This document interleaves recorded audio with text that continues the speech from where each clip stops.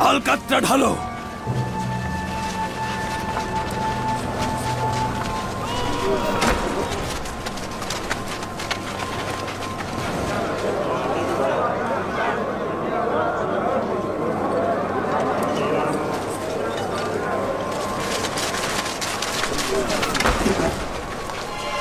ঢালো।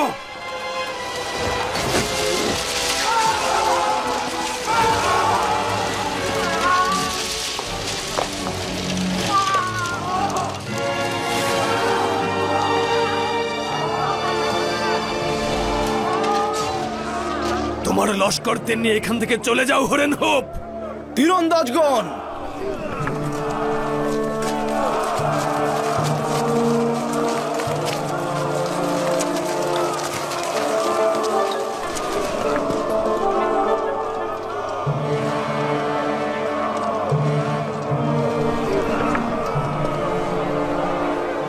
মারো।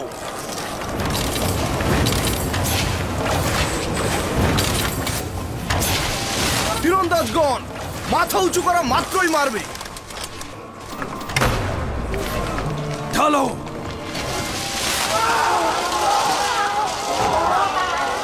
মারো।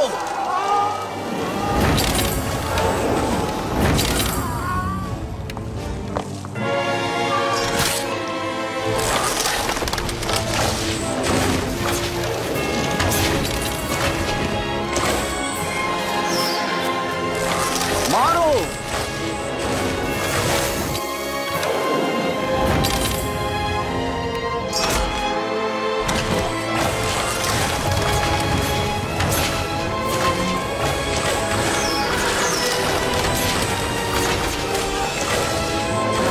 দ্রুত আঘাত করো।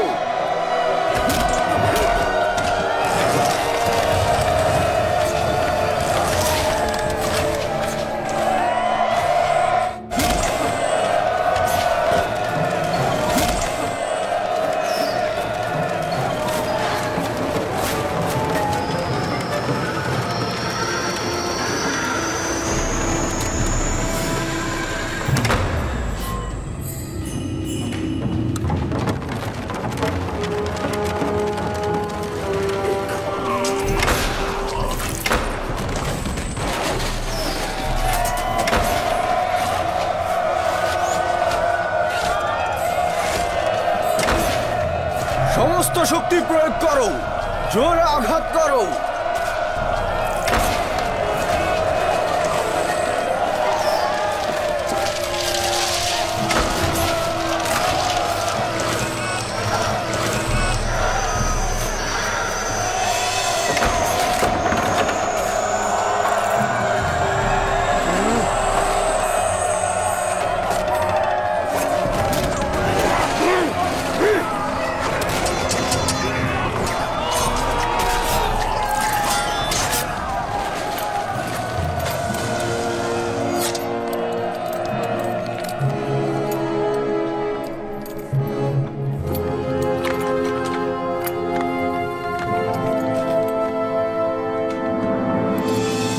যদি প্রথমে নতি স্বীকার করতি, আমার সৈন্যদল জখম আঘাত না করতি, সম্ভবত বেঁচে থাকতি।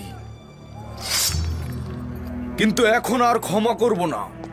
তুইও আমাদের হাতে ওই সৈন্য দলের ন্যায় কতল হবি।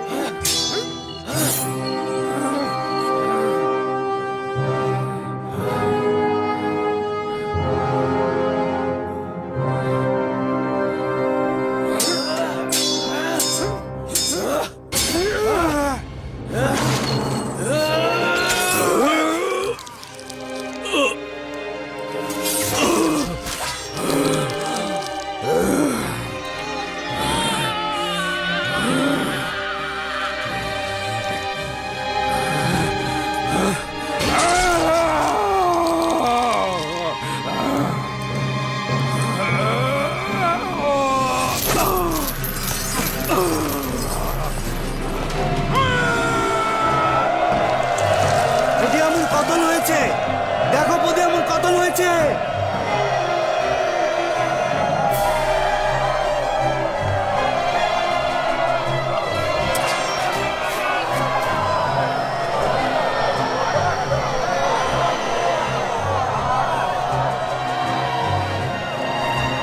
পদিয়ামন কতল হয়েছে, পদিয়ামন কতল হয়েছে, পদিয়ামন কতল হয়েছে, পদিয়ামন কতল হয়েছে। তুমি থামো, আপনারা শান্ত হন। এই অবস্থা থেকে জনাব অজ্ঞামোহরী শুধু আমাদের রক্ষা করতে পারে। তাহলে তাকে নাজাত দিচ্ছ না কেন? নাজাত দাও তাকে। হ্যাঁ হ্যাঁ হ্যাঁ,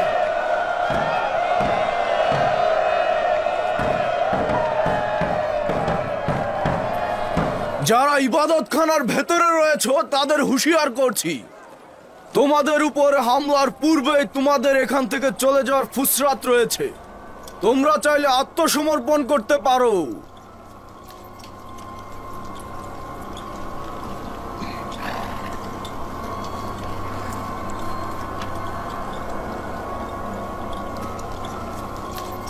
পদিয়ামনকে কতল করা হয়েছে। পদিয়ামনকে কতল করা হয়েছে। পদিয়ামনকে কতল করা হয়েছে। দরজা খোলো। ওরেন হোপ পদিয়ামনকে হত্যা করেছে। তোমরা কি শুনতে পাচ্ছ না? মন্দিরের নিরাপত্তা নেই। আমরা পরাজয় বরণ করেছি। বোঝার চেষ্টা করো, জনাব অজ্ঞামোহরকে আজাদ করে দাও। তিনি আমাদের এখন রক্ষা করতে পারবে। পদিয়ামনকে কতল করা হয়েছে। শুনতে পাচ্ছ? পদিয়ামনকে কতল করা এবার হয়েছে। শুনে খোলো। পদিয়ামনকে কতল করা হয়েছে। পদিয়ামনকে কতল করা হয়েছে।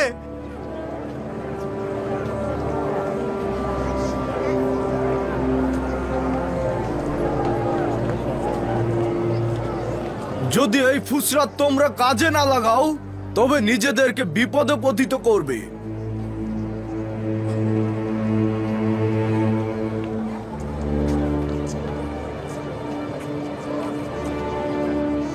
যদি হামলার ফরমান দেই তবে কেউ নিরাপদে থাকবে না।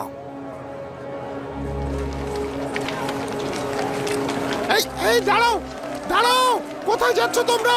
আমুন তোমাদের সাথে রয়েছে, আমুন তোমাদের রক্ষা করবে। তোমরাও আমুনকে রক্ষা করো। এসো, এই ফিরে এসো সবাই, তোমরা যেও না। মহান আমুন খোদা কিন্তু তোমাদের উপর রাগান্বিত হবেন, তিনি কিন্তু তোমাদেরকে অভিশাপ দেবেন। তোমরা ফিরে এসো সবাই।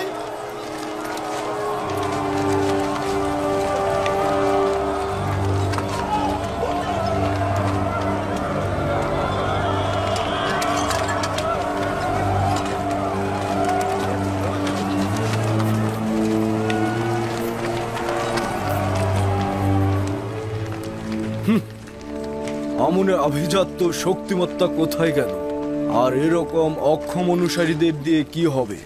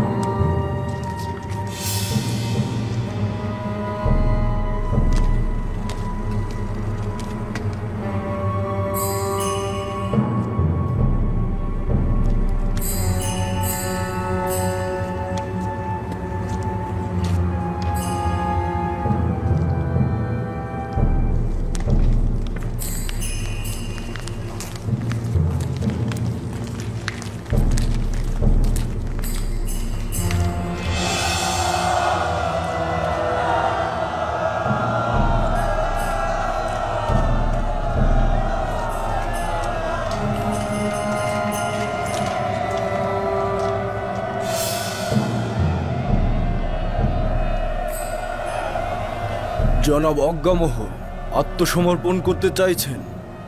আমি তোমার কাছে কিছুটা ফুরসত চাইছি। ফুরসতের সুযোগ নেই, আত্মসমর্পণ করতে হবে। আমরা আত্মসমর্পণ করব যদি সেনাপতি হোরেন হোপ সলা পরামর্শের ফুরসত দেন। আমরা সবাই মন্দির ত্যাগ করব।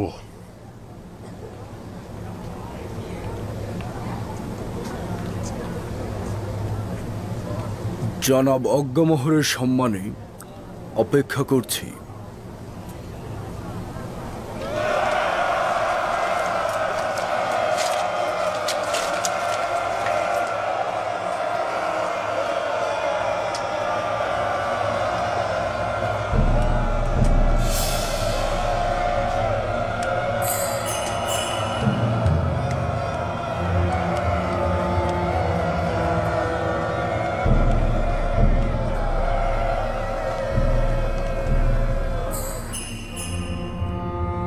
আমুনের পবিত্রতা আমাদের সবার রক্ষা করতে হবে।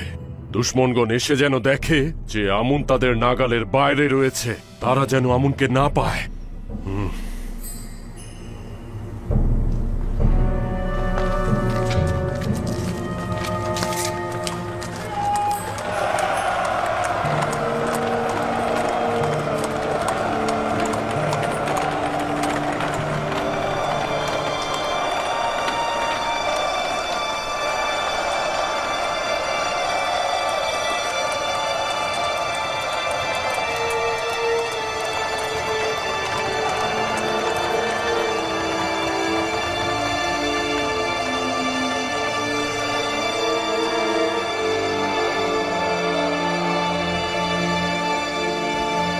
কি হয়েছে? কিছুটা ফুরসাত চেয়েছে, তারপর আত্মসমর্পণ করবে।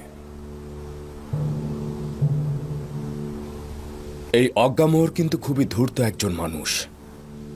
তাকে ষড়যন্ত্র করবার ফুরসাত দেওয়া ঠিক হয়নি। জখমীদের একত্রিত করো, মৃত দেহগুলোকে সরিয়ে ফেলো।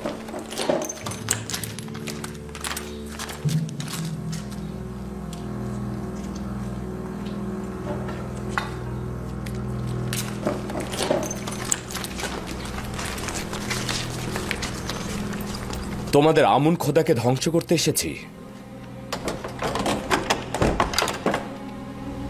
না, আমরা অনুমতি দেব না। আমরা তো আপনার কাছে কোনো অনুমতি চাইছি না। আমরা আমুনকে ভেঙে ফেলবো এই কারণে যাতে সবাই জানে ওটা পাথরের এবং ইবাদতের যোগ্য নয়। আমুনকে উত্তেজিত করো না, সে তোমাদের উপর প্রতিশোধ নেবে। আমাদের নিয়ে চিন্তা করতে হবে না। আমি বলছি ওখান থেকে আপনারা সরে যান, দেখি আমুন কি করে আমাদের উপর প্রতিশোধ নেয়। না, আমি অনুমতি দেব না। তোমাদের আমুনের কাছে আসা উচিত নয়। আমুনকে অপমান করার কোনো অধিকার তোমাদের নেই। সরে যাও, সবাই একদিকে সরে যাও, সরে যাও। আমনের লানত তোমাদের উপরে। আমাদের ক্রোধের আগুনে তোমরা জ্বলে পড়ে শেষ হয়ে যাবে। আমনকে ক্রোধান্বিত করো না, তোমরা ধ্বংস হয়ে যাবে। আমনের অভিশাপে তোমরা ধ্বংস হবে। শেষ হয়ে যাবে।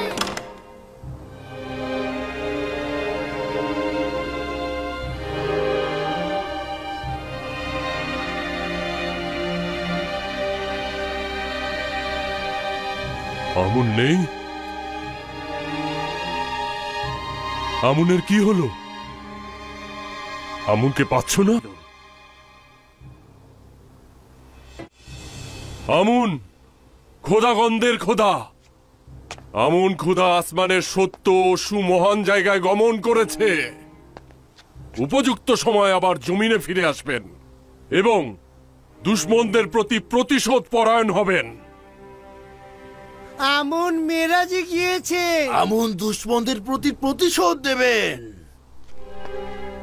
মিশরের মহান খোদা আমুন গায়েব হয়েছেন, কিন্তু তিনি ফিরে আসবেন, খুব দ্রুতই ফিরে আসবেন এবং তোমাদের উপর প্রতিশোধ নেবেন।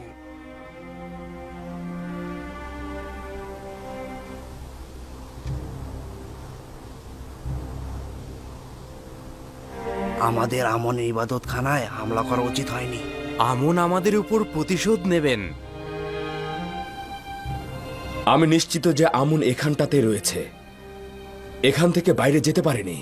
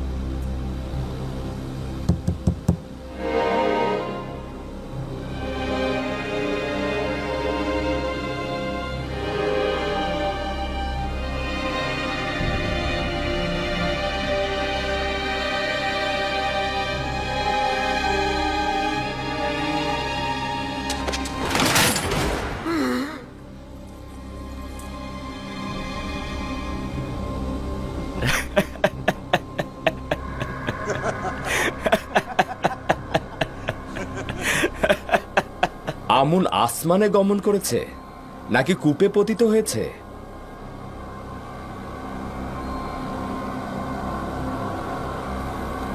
জনাব হরেনহোপ, এদেরকে এখন জাভিরা কারাগারে নিয়ে যান।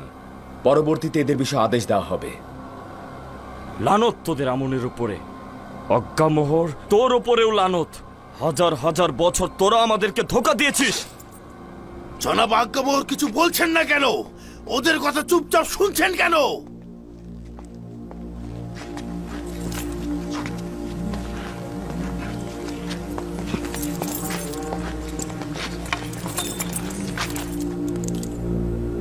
আজ উৎসব করা উচিত এবং শহরকে সজ্জিত করা উচিত। আমি এই দিনটিকে কুফুরি ও শিরকিদের বিরুদ্ধে একাত্মবাদী খোদার বিজয় দিবস হিসেবে ঘোষণা করছি। এই বিজয়ের জন্য খোদার নবী ইউজারসিফকে অভিনন্দন জানাচ্ছি। আপনাকে অভিনন্দন জনাব হরেনহোপ। শুনেছি এই ঘটনাটি অনেক দক্ষতার সঙ্গে পরিচালনা করেছেন আপনি। সাবাস আপনাকে। রাজমহলের সকল দেওয়াল থেকে আমুনের নাম মুছে ফেলার আদেশ করছি।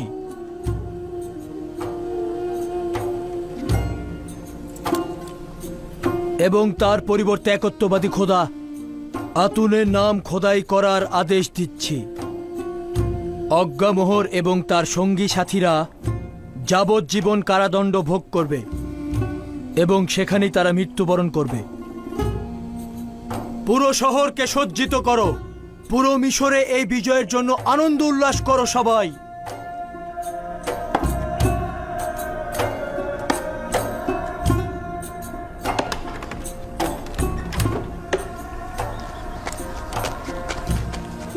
মা, ক্ষুধা লেগেছে।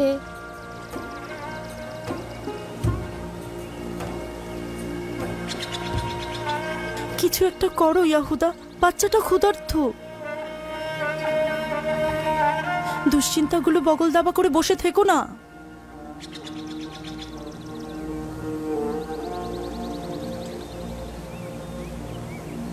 সূর্যাস্ত পর্যন্ত সবুর করো। দুর্ভিক্ষ চলছে, এক বেলার বেশি খাবার জোটানো সম্ভব না। বাচ্চা তো এসব কথা বুঝতে চাইবে না, সে তো ক্ষুধার্ত।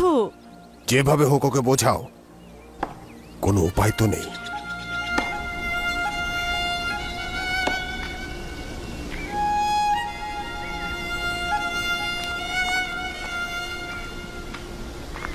সালাম লাভি। সালাম বেনিয়ামিন। পথ ভুল করে এলি না তো? না, আব্বাজান পাঠিয়েছে। হ্যাঁ, যাও বাবা, খেলা করো। মজা করিস না। আব্বাজানের সাথে আমাদের কি কাজ? জানি না, শুধু বললো তোমার ভাইদের ডেকে নিয়ে এসো। তিনি কি নিজেই আমাদের যেতে বলেছেন? অনেকটা সেই রকমই। আব্বাজান বছরের পর বছর আমাদের সঙ্গে কথা বলেন না, আর এখন কি এমন ঘটল? কসম করে বলছিস আব্বাজান আমাদেরকে তার কাছে ডেকেছেন? মিথ্যে বলবো কেন? আসলে তোমরা কেন সন্দেহ করছো? আব্বাজান অপেক্ষায় আছেন, অন্যদেরকেও খবর দাও। তাহাত, ইয়ামুইল, তোমার চাচাদেরকে ডেকে নিয়ে এসো। এমন তো নয় যে ইউসুফের পুরনো জখমের কথা তুলে আমাদেরকে ব্যঙ্গ করবেন। ইউসুফ জখম নয়, একটি বিরহ। এমন একটি বিরহ যা তোমরা আব্বাজানের মধ্যে ঢেলেছ। আমার নসিহতের যেমন ধৈর্য নেই, তেমনি বিদ্রুপ শোনারও সময় নেই। ফালতু কথায় সময় নষ্ট না করে আমাদের উচিত আব্বাজানের কাছে যাওয়া। আমি আমার পয়গম পৌঁছে দিয়েছি, যাওয়া না যাওয়া তোমাদের ব্যাপার।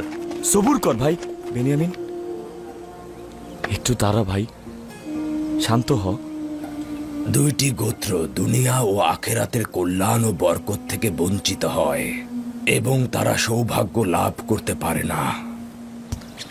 তোমাদের মধ্যে কেউ কি বলতে পারবে সেই দুইটি গোত্র কারা? আমি বলবো দাদাজান। বলো আমার পুত্র। যারা নিজের পিতামাতাকে সম্মান করে না ও কষ্ট দেয়। সাবাস পুত্র আমার। তুমি কার সন্তান? আমার পিতার নাম লাভি। আচ্ছা, তুমি তাহলে কাহাদ। ঠিক বলেছ পুত্র আমার। আচ্ছা, একটি শুনলাম, এবার কেউ বলো তো দেখি এই দুটি গোত্রের মধ্যে আরেকটি কে? আমি বলবো দাদাজান। তোমাকে মনে হয় আমি চিনতে পেরেছি। তুমি বেনিয়ামিনের পুত্র, তাই না? বলো পুত্র, বলো। যারা বড়দের সম্মান করে না। সাবাস পুত্র আমার, সাবাস। যারা এলেম ও ইমানের দাম্ভিকতায় বয়োজ্যেষ্ঠদের সম্মান করে না, তারা দুনিয়া ও আখেরাতে কোনোভাবেই কল্যাণ লাভ করতে পারে না। আমি তাদের নিয়ে খুবই চিন্তিত। যারা তাদের পয়গম্বর ও বৃদ্ধ পিতামাতার প্রতি সম্মান করে না, খোদা তাআলা যেন তাদের প্রতি রহম করেন। সালাম আব্বাজান। সালাম। সালাম আব্বাজান। সালাম খোদার নবী। সালাম। দরুদ খোদার নবী। দরুদ। সালাম আব্বাজান। সালাম। সালাম আব্বাজান। সালাম খোদার নবী।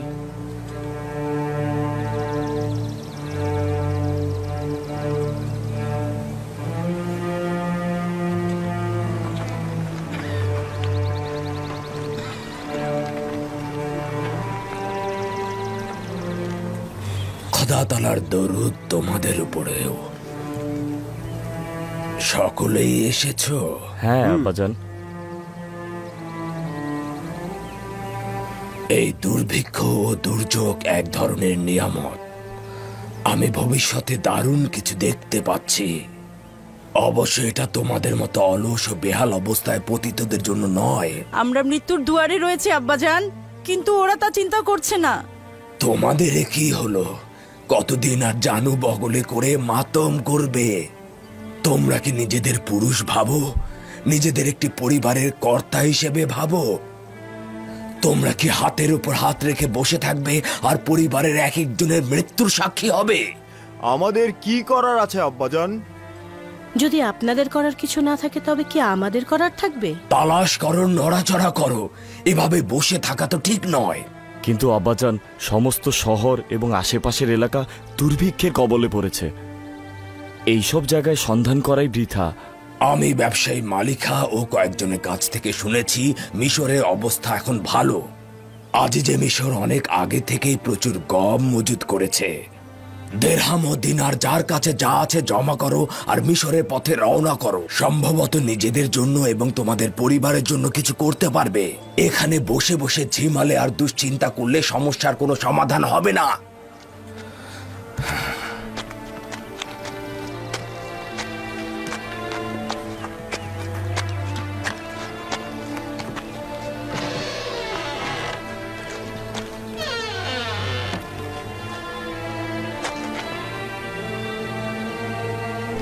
মিশর পর্যন্ত কয় দিনের পথ? তা প্রায় 20 দিনের পথ, কিন্তু কম নয়। উপায় কি? আমাদের স্ত্রী ও সন্তানদের মৃত্যুর সাক্ষী হতে পারবো না। যদি গম না থাকে? মৃত্যুর কাছে আত্মসমর্পণ করা চাইতে একটু চেষ্টা করা কি ভালো নয়? আমরা সন্তানদের জন্য এর চেয়ে বেশি ক্ষুধা সহ্য করতে পারছি না। যদি দুর্ভিক্ষ বনি ইসরায়েল আঘাত হানে, আমি কখনোই নিজেকে ক্ষমা করতে পারবো না। আমার ধারণা আব্বাজানের এভাবে সবাইকে ডাকা ও হেদায়েত করা এবং মিশরে গম সংগ্রহ করতে যেতে বলার কারণ আপনাদের পরীক্ষা করা যে আপনারা বন্ধুত্ব স্থাপন করার যোগ্য কিনা। যদি খোদা তাআলার নবী তোমাদের যাত্রার জন্য উৎসাহ দেয়, তাহলে চিন্তা কি? তিনি এমন কিছু জানেন যা তোমরা জানো না।